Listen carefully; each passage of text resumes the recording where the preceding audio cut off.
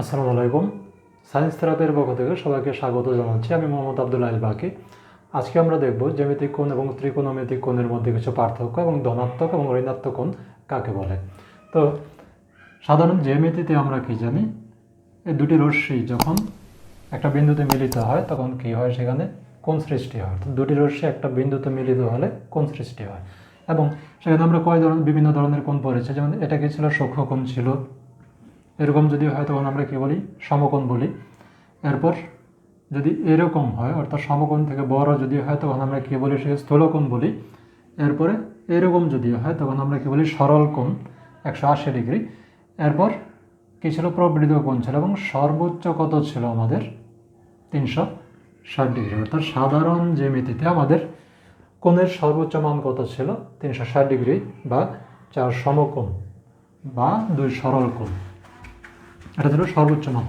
কিন্তু ত্রিকোণমিতিতে আমরা এই 360 ডিগ্রি পর্যন্ত সীমাবদ্ধ থাকবো না। ত্রিকোণমিতির ক্ষেত্রে আমরা ধারণা নেওয়ার জন্য আমরা কী করতে পারি, একটা সমতলকে বা একটা সমতলের উপর আমরা কী করব,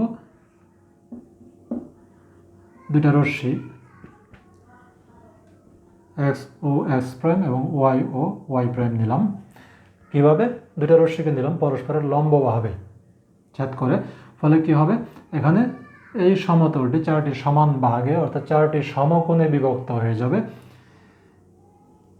এরপর জ্যামিতির ধারণা অনুযায়ী না, এটা হলো ত্রিকোণমিতির ধারণা অনুযায়ী কী করা হয়, এই ক্ষেত্রে একটা রশ্মিকে কী করা হয়, স্থির ধরা হয়। ত্রিকোণমিতির ধারণার ক্ষেত্রে একটা রশ্মিকে স্থির ধরে কী করা হয়, এই রশ্মির উপর থেকে আরেকটা রশ্মিকে কী করা হয়, ঘড়ি কাঁটার দিকে অথবা বিপরীত দিকে ঘোরানো হয়। তাহলে আমরা কি করব, এই চিত্রের ক্ষেত্রে দেখি, এখানে আমরা ও এক্স রশ্মিটাকে স্থির ধরলাম এবং ও এক্স এর উপর অপর একটা রশ্মি যদি নেই ও এ, এখন কি করব, ও এক্স রশ্মিটাকে স্থির ধরে ও এক্স এর সাপেক্ষে ও এ রশ্মিটাকে আমরা কি করব, ঘড়ি কাঁটার দিকে অথবা বিপরীত দিকে ঘোরাবো।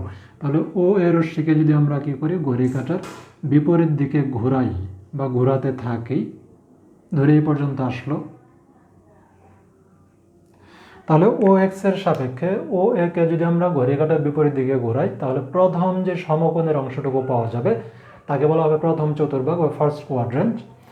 এরপর ও এর রশ্মিকে যদি আরও ঘোরাই, যদি এই জায়গায় চলে আসে অর্থাৎ দ্বিতীয় সমকোণের অংশতে যদি চলে আসে, তখন এটাকে আমরা বলবো দ্বিতীয় কোয়াড্রেন্ট, সেকেন্ড কোয়াড্রেন্ট বা দ্বিতীয় চতুর্ভাগ। এবং তৃতীয় সমকোণের যে অংশ, এটাকে আমরা বলি তৃতীয় চতুর্ভাগ বা থার্ড কোয়াড্রেন্ট। এবং চতুর্থ সমকোণের যে অংশ তাকে আমরা বলি ফোর্থ কোয়াড্রেন্ট। অর্থাৎ এটা হলো প্রথম চতুর্ভাগ, এটা হলো দ্বিতীয় চতুর্ভাগ, এটা হলো তৃতীয় চতুর্ভাগ, এটা হলো চতুর্থ চতুর্ভাগ। একটা কথা বলে রাখা দরকার, সেটা হলো এই ও এ রশ্মিটাকে ও এক্স এর সাপেক্ষে আমরা ঘড়ি কাঁটার বিপরীত দিকেও ঘোরাতে পারি, আবার ঘড়ি কাঁটার দিকেও ঘোরাতে পারি। তবে সবসময় কি করতে হবে, এই বিপরীত দিকে ঘুরলে প্রথম যে সমকোণের অংশ এটাকে সবসময় ধরতে হবে প্রথম চতুর্ভাগ, সেটা ঘড়ি কাঁটার দিকেই করি বা বিপরীত দিকেই করি। এটা সবসময় প্রথম চতুর্ভাগ, এটা দ্বিতীয় চতুর্ভাগ, এটা তৃতীয় চতুর্ভাগ, এটা চতুর্থ চতুর্ভাগ। আচ্ছা,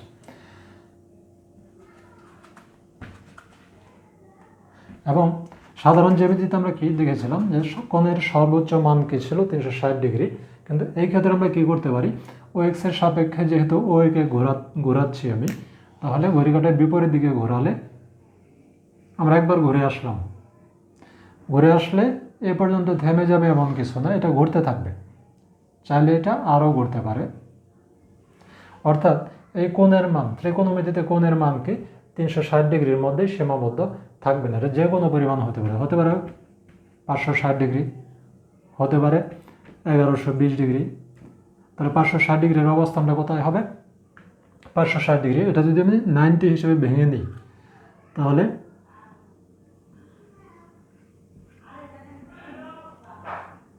সিক্স যদি দিই, 6 × 90 কত হবে, 540, 6 হলে 54, 540। আমার এখানে আছে কত, 560, তার মানে আরও লাগবে কত, 20 ডিগ্রি। অর্থাৎ 6 × 90 প্লাস কত, 20। তাহলে 690 আমরা যদি একবার ঘুরে আসি তাহলে কতটা 90 হয়, 4টা 90 হয়। একবার ঘুরে আসলে 490, যেহেতু 690 আছে তাহলে কি এ পর্যন্ত আসবো হবে 590, এ পর্যন্ত আসলে হবে 690। 690 প্লাস আছে কত 20, তার মানে আরও যাবো আমরা কি 20 ডিগ্রি ধরে এই পর্যন্ত, অর্থাৎ ও এরও সেটা চলে আসবে এই জায়গায়। অর্থাৎ কোন চতুর্ভাগে আসলো, এটা হলো তৃতীয় চতুর্ভাগে, অর্থাৎ 560 ডিগ্রি এই কোণটির অবস্থান কোন চতুর্ভাগে, তৃতীয় চতুর্ভাগে। তাহলে এরকম ত্রিকোণমিতিতে কোণের কোনো সীমাবদ্ধতা নেই, কিন্তু সাধারণ জ্যামিতিতে কোণ 360 ডিগ্রি পর্যন্ত সীমাবদ্ধ রাখা হয়। আচ্ছা, এরপরে আমরা দেখব যে ধনাত্মক কোণ এবং ঋণাত্মক কোণ। ধনাত্মক কোণ এবং ঋণাত্মক কোণ কাকে বলে? আমি এর আগেও বলেছি যে কি করা যায়, একটা রশ্মিকে স্থির ধরে কি করেছিলাম আমরা এখানে, ও এক্স এই রশ্মিটাকে আমরা কি করেছিলাম, স্থির ধরেছিলাম। একটা রশ্মিকে স্থির ধরে আমরা কি করেছিলাম, অপর একটা রশ্মিকে ঘড়ির কাঁটার দিকে অথবা বিপরীত দিকে যে কোনো দিকে ঘোরানো যায়। আমি আগেই বলেছি একটা রশ্মিকে স্থির ধরে, অর্থাৎ ও এক্সকে আমরা স্থির ধরলাম, এর উপর আরেকটা রশ্মি যদি আমরা নিই ও এ, তাহলে ও এক্সকে স্থির ধরে ও একে আমরা কি করতে পারি, এই ও একে ঘড়ি কাঁটার বিপরীত দিকে ঘোরাতে পারি, এদিকেও ঘোরাতে পারি, আবার কি এদিকেও ঘোরাতে পারি। তাহলে ঘড়ি কাঁটার বিপরীত দিকে যদি ঘোরাই ও একে, এখানে যে কোণ উৎপন্ন হবে তাকে আমরা বলবো কি ধনাত্মক কোণ। ঘড়ি কাঁটার বিপরীত দিকে ঘোরালে যে কোণ উৎপন্ন হবে তাকে বলবো আমরা ধনাত্মক কোণ। আর ঘড়ি কাঁটার দিকে যদি ঘোরাই ওই রশ্মিটাকে ও এক্সের সাপেক্ষে আমরা যদি ঘড়ি কাঁটার দিকে ঘোরাই, তাহলে এখানে যে কোণ উৎপন্ন হবে তাকে আমরা কি বলবো, ঋণাত্মক কোণ বলবো।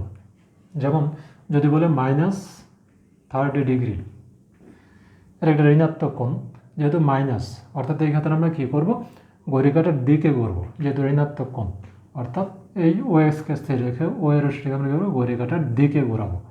তাহলে এইখানে হবে কত, 30 ডিগ্রি কোণ উৎপন্ন হবে, যেহেতু দিকেই কারণে মাইনাস। তো আজকে এ পর্যন্তই, সবাইকে ধন্যবাদ।